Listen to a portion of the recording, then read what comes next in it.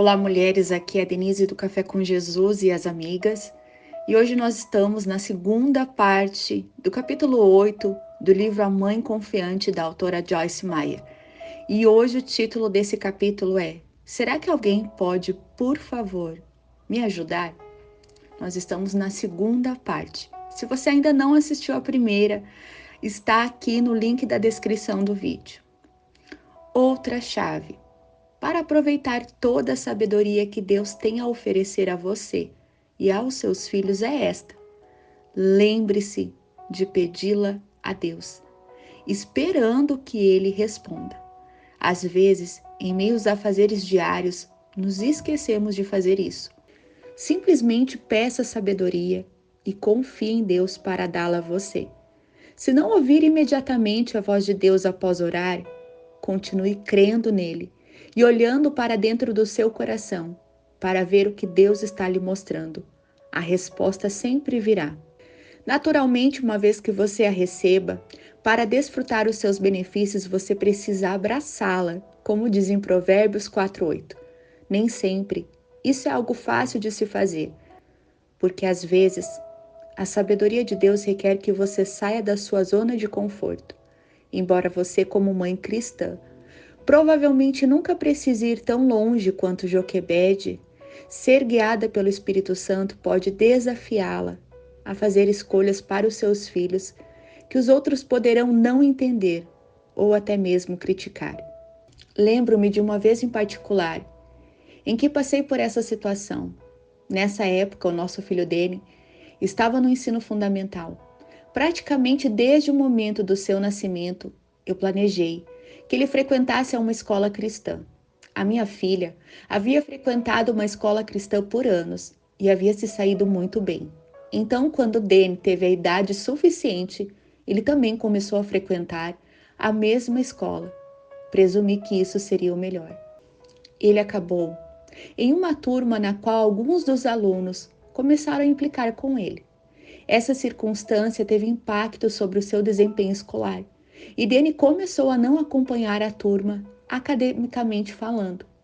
As professoras continuavam aprovando mesmo assim, e ele continuava passando de uma série para outra, mas ele estava tendo tantas dificuldades que sabíamos que teríamos que fazer alguma alteração. Chegamos a contratar professores particulares para ajudá-lo e fizemos tudo o mais que podíamos imaginar, mas nada funcionava. O sistema daquela escola em particular era bastante rígido e ele tinha uma personalidade muito resistente a regras e regulamentos duros. Ele estava constantemente criando problemas e isso só servia para fazer com que ele tivesse pavor, até mesmo da ideia de ir para a escola. Como você pode imaginar, eu busquei muito a Deus à procura de sabedoria acerca dessa situação. Depois de orar a respeito por algum tempo, ele me deu a resposta. E não foi a resposta que eu queria ouvir. Ele conduziu Dave e eu a transferirmos nosso filho para a escola pública, do outro lado da rua da nossa casa. Essa não teria sido a minha escolha, mas era o que Deus estava nos direcionando a fazer. Só posso dizer a você que esse não era o meu plano. Portanto, levei algum tempo para abraçar essa ideia por duas razões. Primeiro, era algo contrário às minhas próprias opiniões. Em segundo lugar, eu estava preocupada com o que o meu pastor e com o que as outras pessoas poderiam pensar a meu respeito. Com o passar do tempo, porém, eu decidi obedecer à direção do Espírito Santo e matriculei Dene na escola pública. A escola tinha algumas ideias inovadoras sobre educação, que incluíam não esperar que todas as crianças aprendessem exatamente da mesma maneira. E isso era exatamente o que era necessário na nossa situação. O nosso filho era e é muito inteligente, mas ele aprendia muito mais depressa com uma abordagem envolvendo uma participação ativa do que apenas através dos livros. No primeiro dia em que o levei para a escola, eu chorei. Minha sensação era de que eu havia de algum modo fracassado como mãe, como uma mãe cristã. Mas o mais surpreendente foi que naquele lugar ele floresceu. Ele tirava boas notas, embora ainda tivesse algumas dificuldades. as coisas estavam pelo menos 75% melhores. Por fim, ele voltou a estudar em casa, porque isso lhe permitia viajar conosco. Mas o ponto que eu quero provar é que às vezes o Espírito Santo irá nos direcionar a fazer coisas que não escolheríamos normalmente.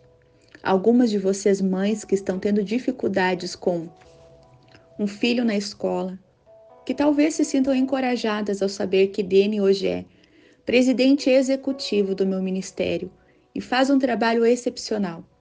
Confie em mim quando lhe digo que até uma criança que tem dificuldades com a educação pode realizar grandes coisas na vida. Agora eu entendo que em se tratando de educar os nossos filhos, como em todas as outras áreas da vida, a melhor coisa que nós mães podemos fazer é buscar a sabedoria do Espírito Santo e obedecer a Ele. Pode ser diferente do que imaginávamos e pode ser diferente do que as outras pessoas estão fazendo, mas Deus tem um plano e podemos confiar na direção dele. Afinal, Ele sabe muito mais sobre os nossos filhos do que nós jamais saberemos. Ele é realmente o maior auxiliador que uma mãe pode ter. Amém, irmãs? Finalizamos o capítulo 8, para a honra e para a glória de Deus. Eu espero que esse livro esteja falando com você o tanto que está falando comigo. E a minha oração hoje é que em nome de Jesus o Senhor venha nos dar essa sabedoria, essa direção do Espírito Santo e que em nome de Jesus nós venhamos obedecer. Que em nome de Jesus essa sabedoria do alto venha ser na nossa vida e na vida dos nossos filhos, em nome de Jesus. Que Deus te abençoe, minha irmã. E que Deus também abençoe os seus filhos, em nome de Jesus. Amém?